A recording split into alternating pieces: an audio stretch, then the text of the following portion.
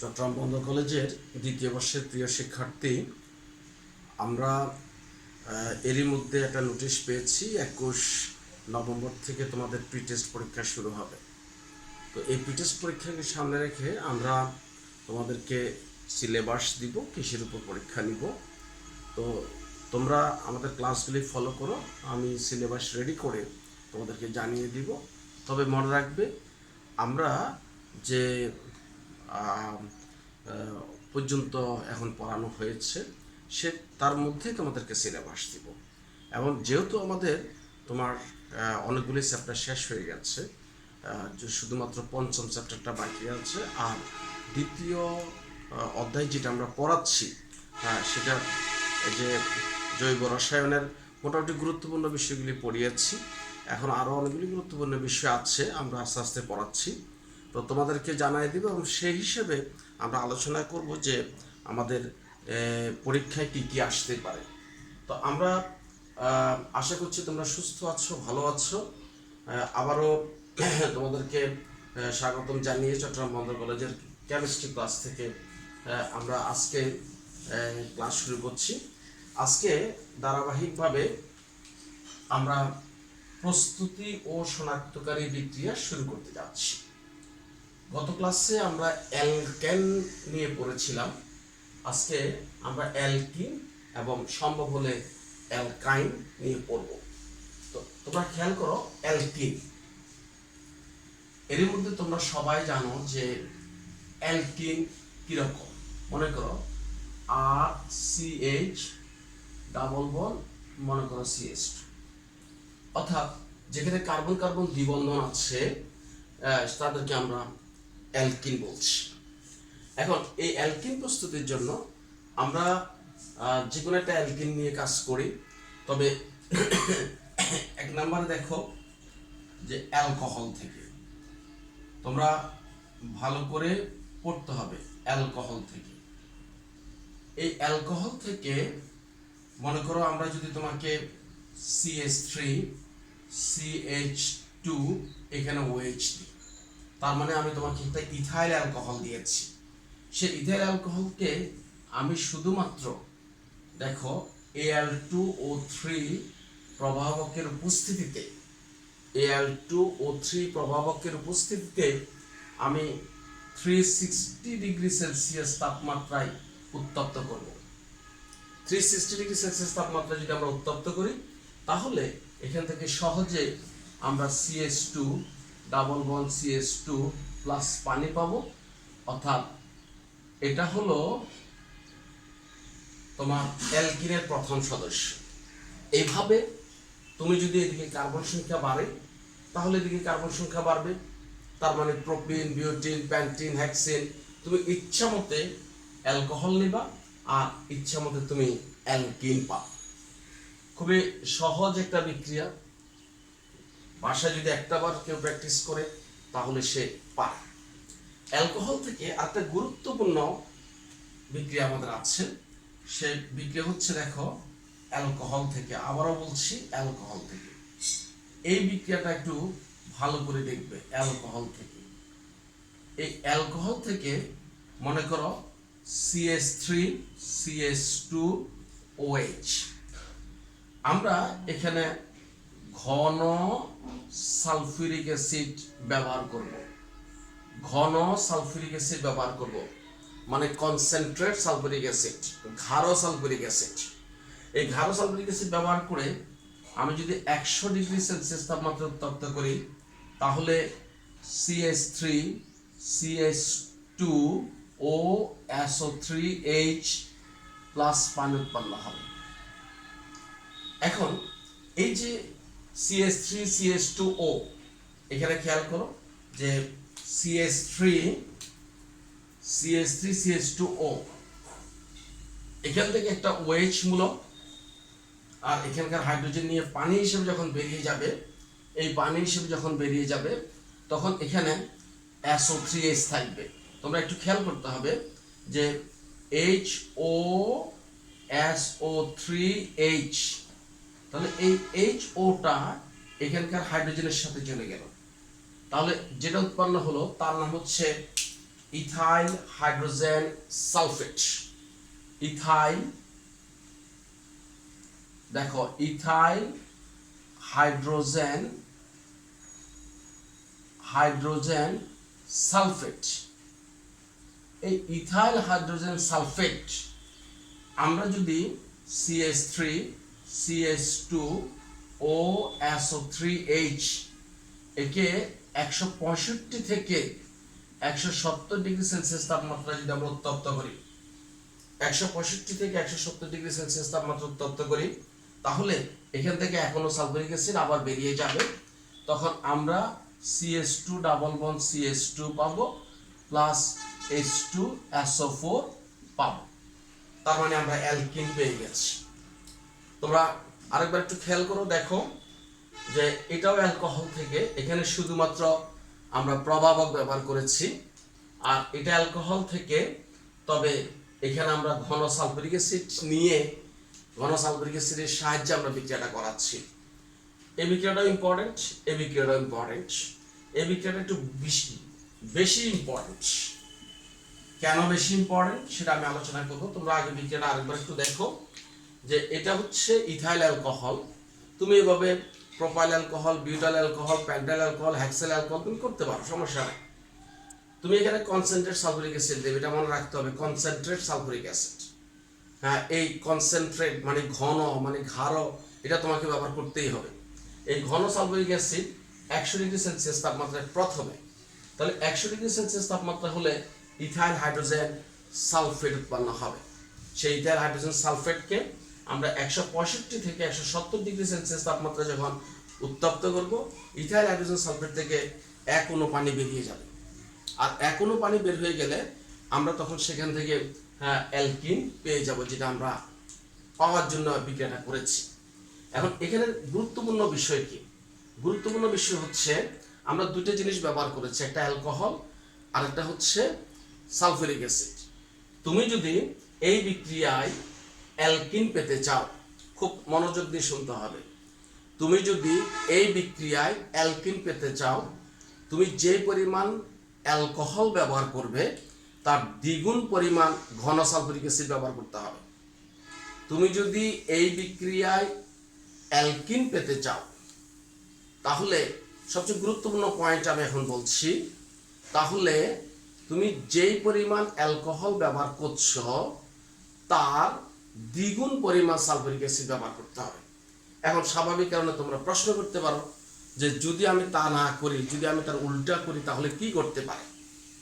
হ্যাঁ, যদি তুমি তা না করো, যদি তুমি অ্যালকোহল দ্বিগুণ পরিমাণ সালফিউরিক অ্যাসিডের তুলনায় ব্যবহার করো, তাহলে একই বিক্রিয়ায় প্রথমে এটা উৎপন্ন হবে, দ্বিতীয় ধাপে এখানে এসে অতিরিক্ত অ্যালকোহল এখানে তোমার অ্যালকিন তো উৎপন্ন করবেই না, বরং ইথার উৎপন্ন করবে। সুতরাং নোট ডাউন, লেখো, অ্যালকোহল আর ঘন সালফিউরিক অ্যাসিডের মধ্যে যদি সালফিউরিক অ্যাসিড বেশি হয় তাহলে অ্যালকিন, যদি সালফিউরিক অ্যাসিড বেশি হয় অর্থাৎ দ্বিগুণ হয় অ্যালকোহলের তুলনায় তাহলে অ্যালকিন, আর যদি সালফিউরিক অ্যাসিডের তুলনায় অ্যালকোহল দ্বিগুণ হয়, বেশি হয়, তাহলে ইথার। এটা নিয়ে আমরা উদ্দীপক বানাতে পারি, যেহেতু একটা সুযোগ এখানে আমাদের আছে, কি অ্যালকোহল থেকে কি অ্যালকিন না ইথার। তো এই বিক্রিয়াটা ভালো করে শিখবে। এরপর আসো আমরা আরেকটা বিক্রিয়া থেকে তোমার অ্যালকিন উৎপন্ন করতে পারি, সেটা হলো অ্যালকাইন থেকে। 3 নাম্বার, অ্যালকাইন থেকে। খেয়াল করো, এই অ্যালকাইন থেকে আমরা মনে করো CH triple bond CH plus যদি আমরা হাইড্রোজেন সংযোজন করি, মনে করো নিকেল প্রভাবকের উপস্থিতিতে 180 ডিগ্রি সেলসিয়াস তাপমাত্রা উত্তপ্ত করলে প্রথমে CH2 ডাবল বন্ড CH2 উৎপন্ন হয়, কিন্তু পরবর্তীতে আবার এই একইভাবে হাইড্রোজেনের সাথে নিকেল 180 ডিগ্রি সেলসিয়াস তাপমাত্রায় CH3 বন্ড CH3 উৎপন্ন হয়। তাহলে বিষয়টা কি দাঁড়ালো? আমার দরকার ছিল এই অ্যালকাইন থেকে শুধুমাত্র এই অ্যালকিন, কিন্তু আমরা দেখলাম বিক্রিয়া স্থলে বিক্রিয়াস্থলে অ্যালকাইন থেকে অ্যালকিন হয়, সে অ্যালকিন আবার দ্রুত গতিতে অ্যালকেনে চলে যায়। তখন আমরা স্বাভাবিক কারণে এটা থেকে এটা পাওয়ার জন্য, এটা যাতে না হয় সেজন্য আমরা যে বিক্রিয়াটা শিখব সেটা হলো CH triple bond CH plus hydrogen সংযোজন করব। তবে দেখো PD প্যালাডিয়াম, PD প্যালাডিয়াম এবং এই যে BaSO4 barium sulphate, barium sulphate, এই পিডি এবং বেরিয়াম সালফেট খুব মনে রাখতে হবে। এটা দিয়ে অনেক উদ্দীপক হয়েছে, এরই মধ্যে অনেক উদ্দীপক হয়েছে, যে দেখা গেল যে এই বিক্রিয়াতে আমরা CH2 ডাবল বন্ড এই CH2 অর্থাৎ এখানে হচ্ছে ইথাইন, ইথাইন আর এটা হচ্ছে ইথেন। দেখা গেল যদি আমরা এই প্রভাবকটা ব্যবহার করি, যে এটা খুব ভালো করে মুখস্থ রাখতে হবে, যে এটা ব্যবহার করি তাহলে সেকেন্ড ধাপ যেটা সেটা হবে না। সুতরাং অ্যালকাইন থেকে আমরা যদি অ্যালকিন পেতে চাই, আমরা এভাবে পাওয়ার কোনো সম্ভাবনা নাই, কারণ এভাবে আমরা অ্যালকেনে চলে যাব। তাহলে আমাদেরকে এই বিক্রিয়াটা শিখতে হবে। তাহলে আমরা যেটা বললাম অ্যালকাইন থেকে, তাহলে আমাদের বিক্রিয়াটা হচ্ছে এটা, এটা এটা স্বাভাবিক একটা ঘটনা যে অ্যালকাইন থেকে অ্যালকিন, অ্যালকিন থেকে অ্যালকেন, আর অ্যালকাইন থেকে তুমি যদি অ্যালকিনে রেখে দিতে চাও তাহলে তোমাকে এই বিক্রিয়াটা ফলো করতে হবে। আমরা আরো বিক্রিয়া জানি, যে অনেকগুলি বিক্রিয়া আমাদের জানা আছে। আমি আরেকটা বিক্রিয়া দেখাবো, সেটা তোমরা একটু খেয়াল করো। 4 নম্বর বিক্রিয়া, আমরা যদি অ্যালকাইল হ্যালাইড ইউজ করি, অ্যালকাইল হ্যালাইড, দেখো CH3 CH2 মনে করো এখানে ক্লোরিন আছে।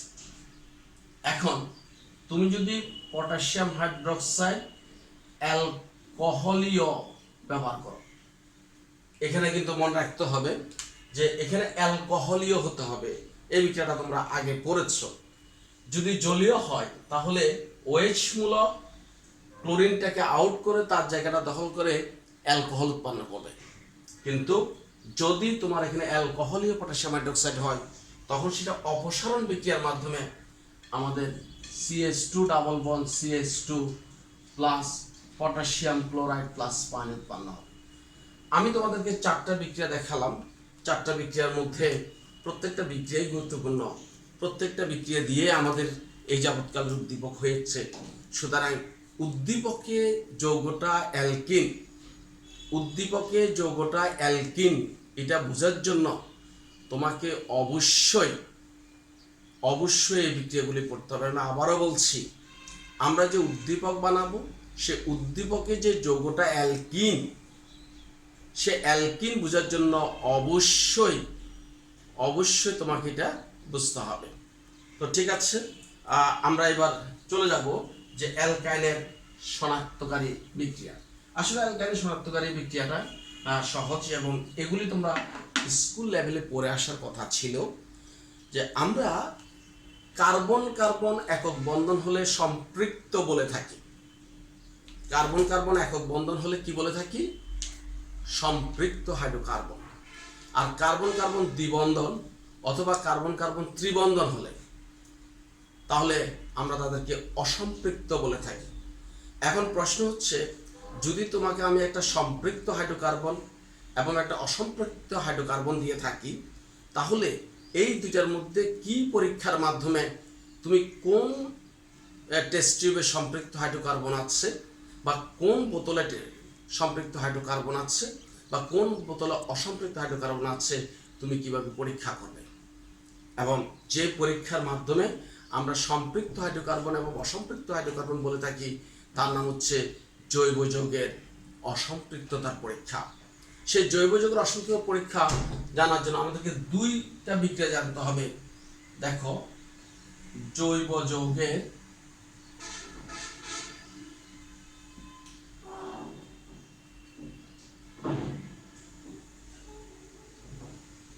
অসম্পৃক্ততার পরীক্ষা।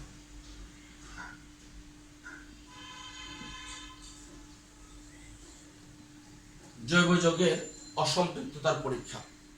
এই জৈব যৌগের অসম্পৃক্ততার পরীক্ষার মধ্যে 1 নাম্বার হচ্ছে ব্রোমিন দ্রবণ পরীক্ষা। আমরা নরমালি এই ব্রোমিন টেস্ট বলে থাকি। খেয়াল করো, ব্রোমিন টেস্ট, ব্রোমিন দ্রবণ পরীক্ষা। দেখো আমি তোমাকে CH2 ডাবল বন্ড CH2 দিলাম, খেয়াল করো। এখন এই CH2 ডাবল বন্ড CH2 আমি এখানে তোমাকে ব্রোমিন দ্রবণ দিলাম CCl4। মনে রাখবে কার্বন টেট্রাক্লোরাইডে দ্রবীভূত ব্রোমিনের বর্ণ উজ্জ্বল লাল, একদম লাল। আবার বলছি, কার্বন টেট্রাক্লোরাইড দ্রবণে দ্রবীভূত ব্রোমিনের দ্রবণ উজ্জ্বল লাল। সেই লাল বর্ণের দ্রবণে তুমি যদি অ্যালকিন তথা অসম্পৃক্ত কোনো যৌগ দাও, তাহলে এই বিক্রিয়াটা কিভাবে হবে? CH2 এখানে একটা ব্রোমিন ঢুকবে এবং এখানে একটা ব্রোমিন ঢুকবে। দেখো, একটা ব্রোমিন এই কার্বনে আসবে, একটা ব্রোমিন এই কার্বনে আসবে, তাহলে ডাবল বন্ড ভেঙে যাবে, সিঙ্গেল বন্ড হবে। কিন্তু মাঝখানে আমরা বুঝবো কিভাবে? আমরা বুঝবো এই লাল বর্ণটা দূর হয়ে গিয়ে বর্ণহীন দ্রবণে পরিণত হবে।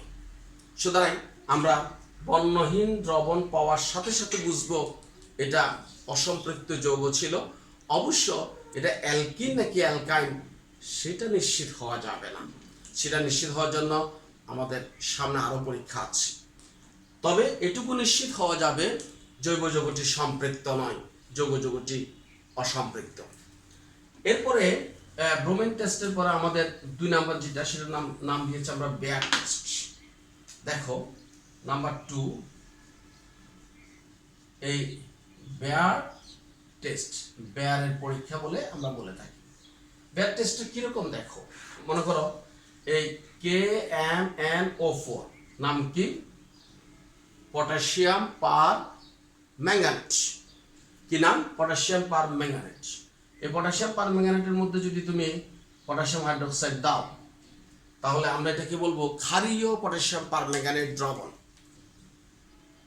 ক্ষারীয় পটাশিয়াম পার ম্যাঙ্গানেট দ্রবণের বর্ণ হচ্ছে গোলাপি। দেখো, বর্ণ হচ্ছে গোলাপি। আর এই গোলাপি বর্ণের দ্রবণে তুমি যদি কোনো অসম্পৃক্ত জৈব যৌগ দাও, তাহলে সেই অসম্পৃক্ত জৈব যৌগ এই গোলাপি বর্ণটাকে বর্ণহীন দ্রবণে পরিণত করবে। অর্থাৎ মনে করো CH2 double bond CH2 plus পানি প্লাস জায়মান অক্সিজেন। এই পানি এবং জায়মান অক্সিজেন আসবে KMnO4 এবং KOH থেকে। তখন এখানে CH2OH হবে, CH2OH হবে, CH2OH, CH2OH। এর নাম হচ্ছে ইথিলিন গ্লাইকল। এখন এটা হলো গোলাপি আর এটা হচ্ছে বর্ণহীন। তাহলে এইভাবে আমরা একটা জৈব যৌগ সম্পৃক্ত নাকি অসম্পৃক্ত সেটা আমরা টেস্ট করতে পারব। একটা যৌগ সম্পৃক্ত নাকি অসম্পৃক্ত সেটা আমরা টেস্ট করতে পারবো। তাহলে জৈব যৌগের অসম্পৃক্ততার জন্য 2টি পরীক্ষা, একটা হচ্ছে ব্রোমিন টেস্ট, একটা হচ্ছে বেয়ার টেস্ট। ব্রোমিন টেস্টে লাল বর্ণ বর্ণহীন হবে, বেয়ার টেস্টে গোলাপি বর্ণ বর্ণহীন হবে। কোনো সম্পৃক্ত জৈব যৌগের পক্ষে এই ব্রোমিন পরীক্ষা এবং বেয়ার পরীক্ষা দেওয়া সম্ভব নয়। তাহলে আমরা অ্যালকিনে আমাদের সিলেবাসভুক্ত যেটা ছিল সেটা আমরা পড়ানোর চেষ্টা করেছি। তারপরে আমাদের মনে করো অ্যালকাইন আসছে, কিন্তু অ্যালকাইনটা আজকে আর শেষ করা যাবে না, সেজন্য অ্যালকাইনটা আজকে আর ধরলাম না। তোমরা অ্যালকিনটা পড়ো। আর যেহেতু পরীক্ষা ডেট পড়ে গেছে, আমরা জৈব যৌগ থেকে খুব সামান্য তোমাদেরকে কিছু দিব, মূলত অন্য চ্যাপ্টার দিব। আমাদের অন্য চ্যাপ্টারের মধ্যে ধরো প্রথম যে চ্যাপ্টারটা আমরা পড়েছি সেটা থেকেই প্রশ্ন করব। তারপর 3 নাম্বার কোথা থেকে প্রশ্ন করি সেটা আমরা তোমাদেরকে যথাসময়ে জানিয়ে দিব, 2-1 দিনের মধ্যে জানিয়ে দেব তোমাদেরকে। তোমরা ভালো থাকো, সুস্থ থাকো। বিশ্বে দ্বিতীয় পর্যায়ের করোনা আক্রান্ত হচ্ছে। শীত আসার সাথে সাথে আমাদের দেশেও অলরেডি 3 দিন যাবৎ ভালো শীত পড়ছে। তোমরা যতটুকুই সাবধান থেকে নিজেকে রক্ষা করো, পরিবারকে রক্ষা করো, নিজে ভালো থাকো, পরিবারকে ভালো রাখো। সবাই ভালো থাকো। আল্লাহ হাফেজ।